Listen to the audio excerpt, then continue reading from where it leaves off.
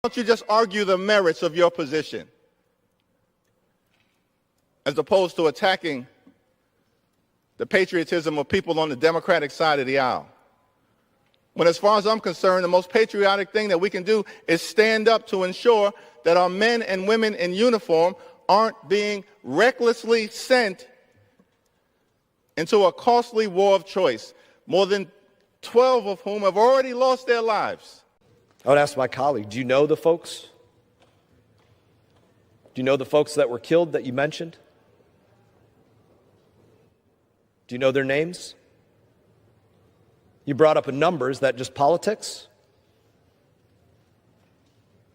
I know I'm supposed to address the chair, but I'm happy to yield a little time to my colleague. Do you know the members of the military that were killed? Sitting there silent, just using it for politics. You know, there's a big difference between people who treat politics like theater and people who have actually lived the consequences of the decisions made in Washington. What you're about to watch is probably one of the most raw, uncomfortable moments to happen on the House floor in a very long time. Hakeem Jeffries stood up, completely rehearsed, delivering this polished speech about patriotism and military conflict. It was designed perfectly for a quick soundbite. But there was one major problem for him. Sitting right across the room was Congressman Brian Mast. If you don't know Brian, he's a combat veteran who left both of his legs on a battlefield in Afghanistan. He didn't just listen to the talking points. He sat there and calculated the absolute hypocrisy of them. Look at Jeffries' face when Mast turns the tables and forces him to face a reality he clearly wasn't prepared for. Watch this.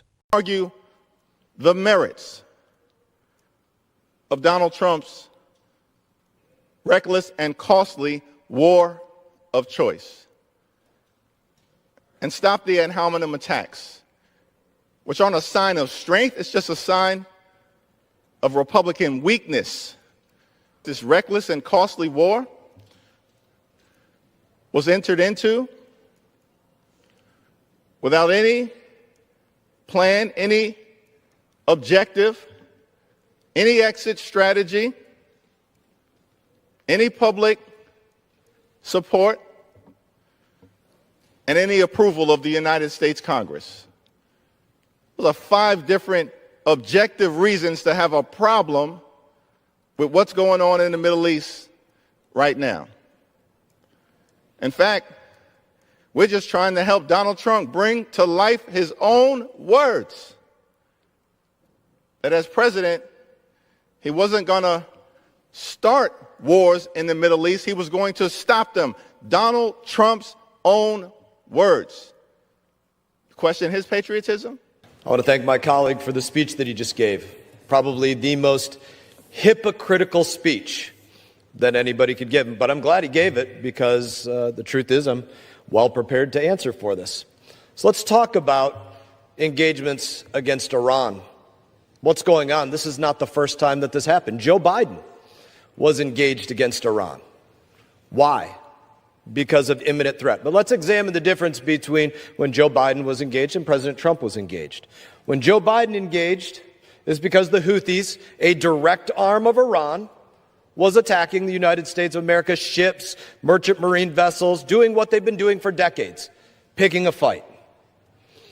President Biden launched Operation Prosperity Garden against Iranian-backed Houthis, and that went on, not for 30 days, not for 60 days, not for 90 days, not for 6 months, went on for almost a year until January 2025, from November 23 till January of 25.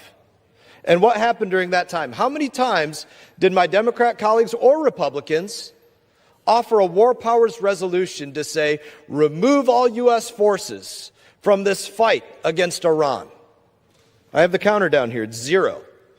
But before President Trump ever conducted any level of operation, Democrats introduced the removal of U.S. forces from hostilities with Iran. Today, again, doing another war power. What changed? What changed from not one war power from anybody to half a dozen? And I guess we're going to do another one next week. Politics. Everything that my colleague just talked about, his hypocritical remarks about we need to do these things, it's all politics. My Democrat colleagues are not paying attention to national security at all. They refuse to acknowledge the imminent threat that Iran has been, them killing our service members, them attacking us in place after place. They don't acknowledge it. When Joe Biden was responding to merchant marine vessels being attacked, it was okay. No war power needed. Went on for about a year. President Trump responds, war power, war power, war power, war power. Every week that they can do it. They tried doing it last week as well. That's the hypocrisy. My colleague brought up some of our service members that were killed. Take that very seriously. Seen it far too many times. That beautiful flag behind the speaker draped across caskets. Take it seriously every time. I personally believe that any time that a service member is killed, they should be lying in state, lying in honor here beneath the dome of the U.S. Capitol. I think they earn it more than anybody killed in action in defense of this country. That's my own personal belief on that. I would ask my colleague, do you know the folks? Do you know the folks that were killed that you mentioned? Do you know their names? You brought up a number. Is that just politics? I know I'm supposed to address the chair, but I'm happy to yield a little time to my colleague. Do you know the members of the military that were killed?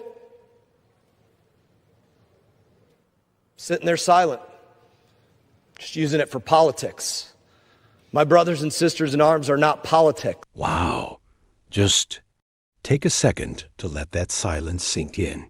When Brian Mast looked across that room and asked Hakeem Jeffries, "Do you know their names?" That wasn't just a debate tactic. That was a veteran stripping away the political armor of a career politician. You could literally feel the air leave the room. Jeffries had just spent minutes using dead service members as a political weapon to score points against Donald Trump. But when he was asked to name just one of them, nothing. Absolute, dead silence. And that's the reality of modern politics, isn't it? It's so easy to stand behind a podium, look into a camera, and pretend you care about the troops when the script tells you to. But the second you're asked to treat them like human beings with names, families, and stories, rather than just statistics to win an argument, the whole performance falls apart. But let's talk about the actual policy hypocrisy that Mast pointed out, because this is what really blows the lid off the whole thing. For over a year, from late 2023 all the way into early 2025, Joe Biden had American forces actively engaged against Iranian-backed Houthi rebels. It was a continuous military operation. And during that entire year, how many war powers resolutions did Jeffries or his colleagues bring to the floor to stop it? Zero. Not a single one. They didn't care about congressional approval then. They didn't care about reckless engagements then. But the very second Donald Trump takes action against the exact same threat, suddenly it's a constitutional crisis. Suddenly, we need a new war powers resolution every single week. It proves beyond a shadow of a doubt that their outrage isn't based on the Constitution, and it's definitely not based on protecting American lives. It's based entirely on who is sitting in the Oval Office. It is Trump derangement syndrome masquerading as patriotism. We need more leaders like Brian Mast, who aren't afraid to look these people in the eye and call out the theater. Our brothers and sisters in uniform, the ones who come home under a flag-draped casket, they are not props for a Tuesday morning press conference. They earned the right to be respected, and at the very least, they earned the right to have their names known by the people sending them into harm's way. I want to know what you guys think about this. Did Mast handle this the right way? How do you feel about the silence from Jeffries?